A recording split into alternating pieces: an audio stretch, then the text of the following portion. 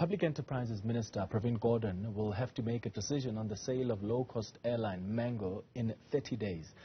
This is in the wake of a Pretoria High Court ruling which found that Gordhan's delay in deciding the fate of the airline was unlawful and constitutionally invalid. Aviation expert Linden Burns joins us now for a discussion on this issue. Linden, thank you for making time. First, let's deal with the current status of Mango right now. Most people have almost forgotten about this airline.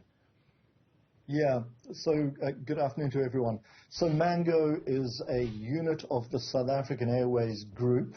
It's a low-cost, or it was a low-cost airline that was set up by the airline and was operating until SAA went into business rescue, and then Mango was also forced to cease operating.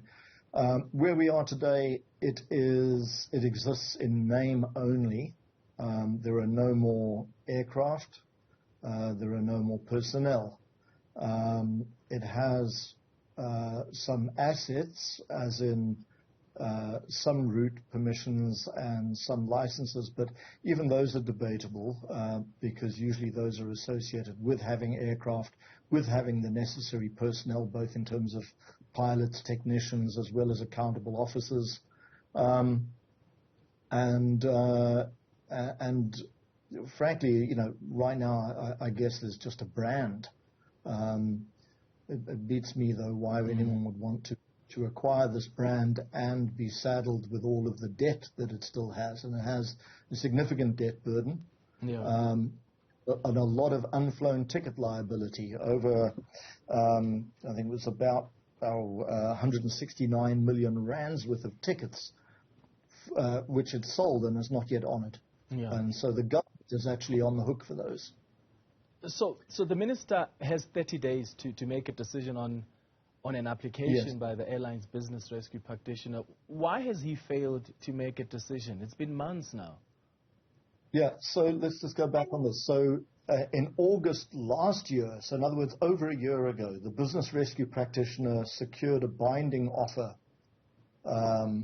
from a bidder to acquire Mango, and took that to the Department of Public Enterprises and to the minister.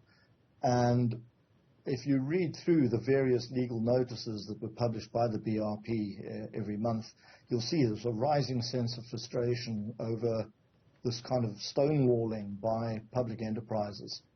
And it's not 100% clear. At the moment, we're trying to join the dots, and it looks like it's linked to, you know, the sale of 51% of SAA to the Takatso consortium, and whether or not Mango would be seen by a potential buyer or by the Takatso group as some sort of threat or impediment or additional burden. And we don't know if the government, you know, what their intentions are at the moment regarding Mango. They put it into business rescue, and what the judge has said in his ruling this week is you cannot leave a company in limbo in business rescue indefinitely. In fact, this week's judgment was quite precedent-setting in a number of ways. It also ruled that the Companies Act trumps the Public Finance Management Act, which government have been, frankly, using as a shield for SOEs when it comes to making any sort of significant decisions on disposals or public-private partnerships and things like that. Mm-hmm.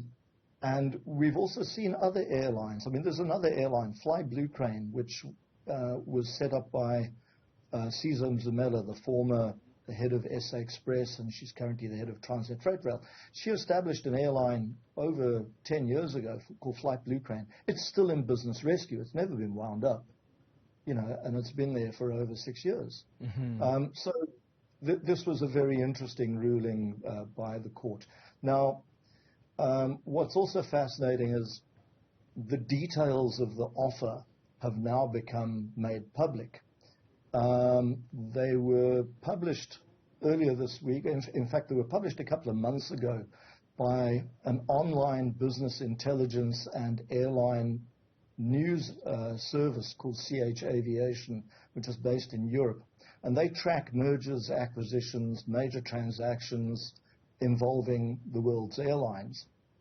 And they trawled through all the legal documents and all the court documents relating to the Mango rescue and found the identity of the bidder, and they've quoted it as a thing called Ubuntu Air Services Consortium, including, which is made up of a tour company that seems to be based in Randburg, and they've put in a bid where they put in a binding bid saying that they will acquire the shares. The bid is worth 326 million rand, and they're saying that will allow them to buy the shares, buy the share subscription, assume Mango's debts, including that 169 million rands with unsold or unflown tickets at least, and inject 30 million in working capital and startup capital, plus another 20 million to cover guarantees to creditors. Now, you'd kind of think, surely that's a no-brainer for